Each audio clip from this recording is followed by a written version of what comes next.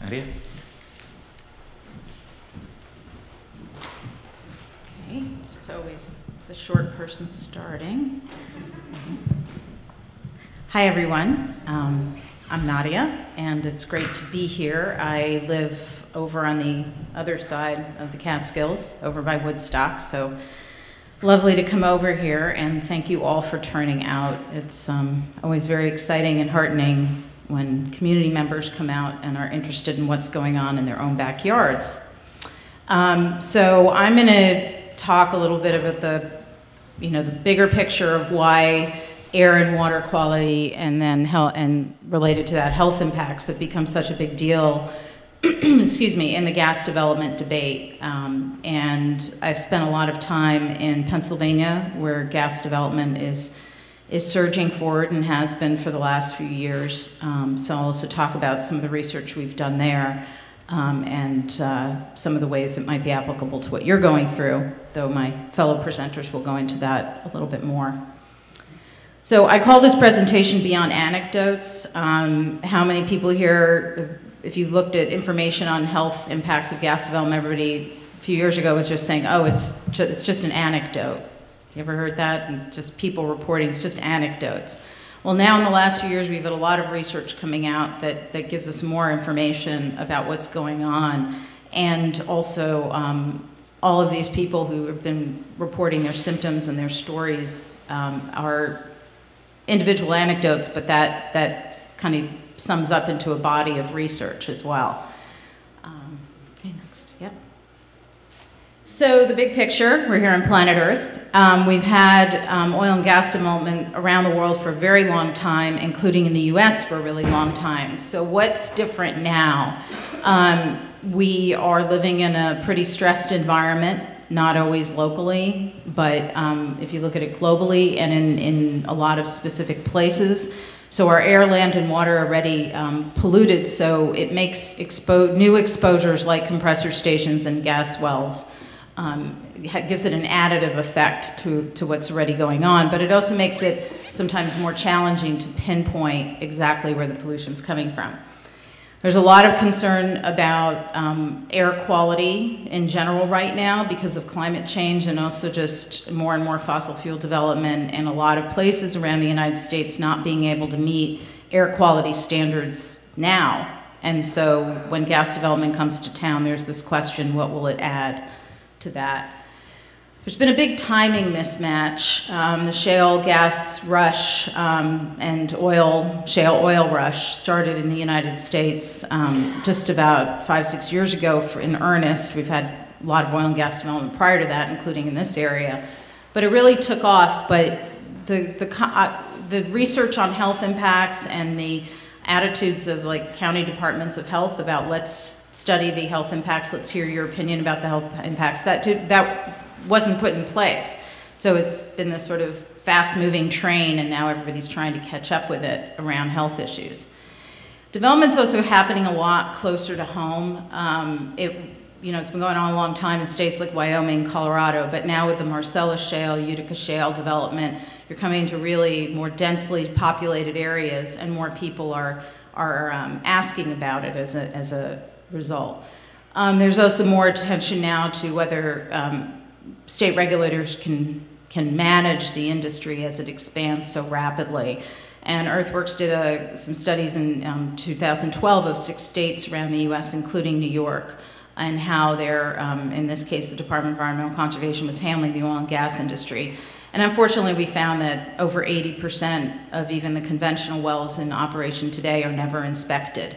So that kind of, and it's even worse in some of the states like Colorado or Pennsylvania, with a lot more wells coming online all the time. So kind of just brings into question, how is the state agency going to ensure that air quality is maintained, air and water quality?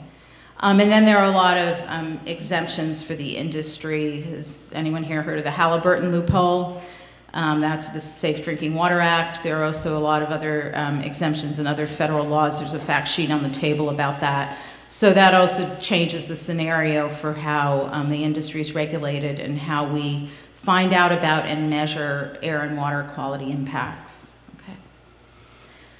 So as health issues started becoming a bigger deal with all of these reports of symptoms from around the gas fields of Pennsylvania and Colorado and Wyoming and other places, it became quickly apparent that we know, why we're having air quality concerns or water quality concerns. We know that there are toxic effects of the chemicals that are used and that we're dealing with an industrial process, so there's going to be a lot of emissions. And there's a lot we don't know about the industry, but a lot of the chemicals and substances that were identified in gas development have known scientifically established health impacts. What we haven't had as much is this point A to point B. That compressor station caused that child's nosebleed on that day, or these 5 wells are emitting X amount of emissions and it's leading to that person's headaches and nausea. So there hasn't been as much of that kind of, cause and effect type of research, and that's what started coming out in the last few years. We also have a real problem with our limited health standards. They tend to, when you're judging air and water quality, they tend to be for one chemical at a time. So you'll have a safety standard for that chemical, but when you live in an oil or gas field or near a compressor station, you can be exposed to multiple chemicals even at low levels.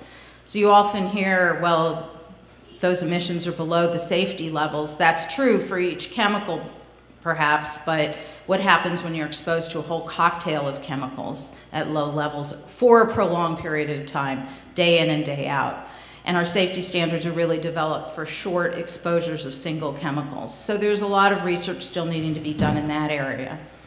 We also have remarkably limited testing in oil and gas fields. Most of the continuous air monitoring by the federal government and by states tends to be in urban areas more than rural, and a lot of the gas development is happening now in rural areas like here. We also haven't done a very good job, we, society, in looking at the cumulative impacts. It's one thing to add some wells here and a compressor there, but what happens when you start having more and more and more over time, and suddenly you're living, you have 35 gas wells and 5 compressor stations within a mile. What does that do to air and water quality? And that's usually never considered in the permitting process. What would expansion mean, and how much more can this area take? Okay. So these are just, I won't go into each study, though they're all interesting. This is just a snapshot of the studies and information that have come out in the last few years, starting with a really groundbreaking study out of the 2 professors, Michelle Bamberger and Robert Oswald out of Cornell. They're affiliated with Cornell University on the impacts of gas drilling on animal health. And that started sort of a series of studies that have been done in the last few years on air quality around the country. And I like to put in the Weather Channel, because I think when the health impacts of gas development make it to the Weather Channel, then we know things are shifting. And that was earlier this year, fracking the Eagle Ford Shale. If you want to look it up on the Weather Channel, it's a really impressive video. Okay. So these are 2 reports that we've done recently. Gas Patch Roulette is specifically on health impacts, and Earthworks conducted that research in 2011 and 2012. And then just last week we put out another report called Blackout in the Gas Patch, which has more to do with the Pennsylvania regulators and the information blackout that people in the gas patch are facing. So again, I commend you all for being here and seeking information, getting out ahead of this, as opposed to when the development's already happened, and then you can't get information about what's happening right around you. So with our health impacts research, the key question was, do patterns exist across locations? We looked at, we ended up gathering over 100 health symptom surveys from 7 different counties in Pennsylvania, all across the state, and trying to help people figure out what happened to cause a change in their health. And we investigated the links between their health problems and nearby gas wells, and we as well as waste pits, compressor stations, and then we also looked at how the state regulator was monitoring that. So we did a lot of our own air and water testing as well. We just completed 50 more air tests and 10 more water tests last year, and a lot about that number prior to this. And we tested the air in rural and residential areas where the gas development was happening to try to figure out what chemicals were being emitted from the wells and the compressor stations and the waste pits. Okay. So our key findings, and again, this is a little bit different than what you're facing with a compressor station, because we looked at areas that had gas wells, impoundment pits for waste, and compressor stations altogether. So which is also part of the research challenge, to try to figure out exactly where it's coming from, that kind of point A to point B. But we did find, and a lot of researchers have now established, that a lot of volatile organic compounds were detected in our air testing and a lot of other air testing that's been done. And the concentrations of BTEX chemicals are benzene, toluene, ethylbenzene, and xylene. I always have to count on my fingers, make sure I got them. And those have many known health impacts and carcinogenic effects, and that's well established. And in our air testing, we found that those chemicals were being detected in rural and residential areas near people's homes. All our testing was done near people's homes, at the same or higher levels than the Pennsylvania Department of Environmental Protection, the regulatory agency, found in their samples. So we felt like it was pretty credible. We also found that the top symptoms that people were reporting as having changed in their lives were very similar statewide. So, and we compared it by distance and from facilities and wells, but there was a remarkable similarity of what people were reporting who lived near these wells and compressor stations. And the top symptoms were sinus and respiratory, changes in their mood or their energy levels, a lot of fatigue, neurological, like tremors, and then muscle and joint pain. A lot of people also report headaches and some dizziness at particular periods of time, like when the wells are being hydraulically fractured or when there is a blowdown or release of pressure from a compressor station, which we'll talk about more. And we did also find, this is a little bit our surprise, but we did find that people living closer than 1,500 feet to the gas facilities had much higher rates of symptoms than people living further away. So for example, the rate of headaches in our participants was almost double if you lived closer than 1,500 feet than if you lived further away, and we did exclude for factors like smoking and pre-existing conditions. So we also found a really strong connection, about 68% similarity between the symptoms that are established in the scientific literature from certain chemicals, and then those symptoms were reported at households where we detected those chemicals. So it was like the symptoms that are established in the literature matched a lot with the symptoms that were reported at those households where those precise chemicals were detected. So that also signals that people are experiencing something real here. And then problems can be intermittent, as I said before. It depends on the stage of development, what's going on with the facility, but they can also go on for a long time, for months or years. I'm following some cases in Pennsylvania where people have been having intermittent problems, but the same ones for 4 or 5 years now. So compressor factors, I won't go into this too much because my fellow presenters will talk about this, but there's a fact sheet back there on compressor stations and air quality. There are a lot of different parts of a compressor station. There are large industrial facilities. They tend to, if they're large ones, which the one you're slated to get is considered to be a large one.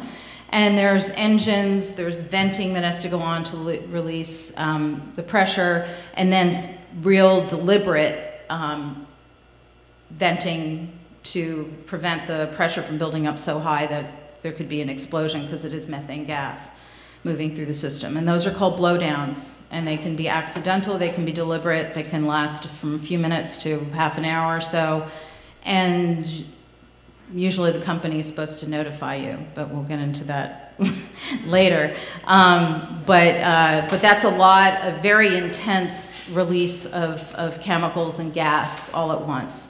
And those are, a certain number of blowdowns per year are permitted in their operations permit, but they can also have accidental blowdowns if suddenly there's a lot of gas moving through the system and they have to release it. So the volatile organic compounds are linked with symptoms like headaches, dizziness, sinus problems, throat irritation. We also know that the nitrogen oxide that comes out of the compressor stations and other facilities combine, and the VOCs, they combine with sunlight to create ozone, which is smog. So that's another concern that of expanding compressor stations. And then if there's sour gas or very wet gas, which has a lot of hydrocarbons, and there's some gas in the Marcellus Shale, which is considered wet gas, it means that they have to pull all of those extra hydrocarbons off in order to process it. And you wouldn't necessarily have sour gas, wet gas moving through the system. But if there is, for people who do, they can have additional impacts of hydrogen sulfide, which can include rashes and more sort of neurological issues. So some of the compressor stations we've studied and looked at their emissions. Pennsylvania actually has an emissions inventory, and you can go and see, and it's reported by the operators, but you can actually go and see what levels of emissions, the volume of different pollutants that each facility has emitted. And Pennsylvania started that in 2011.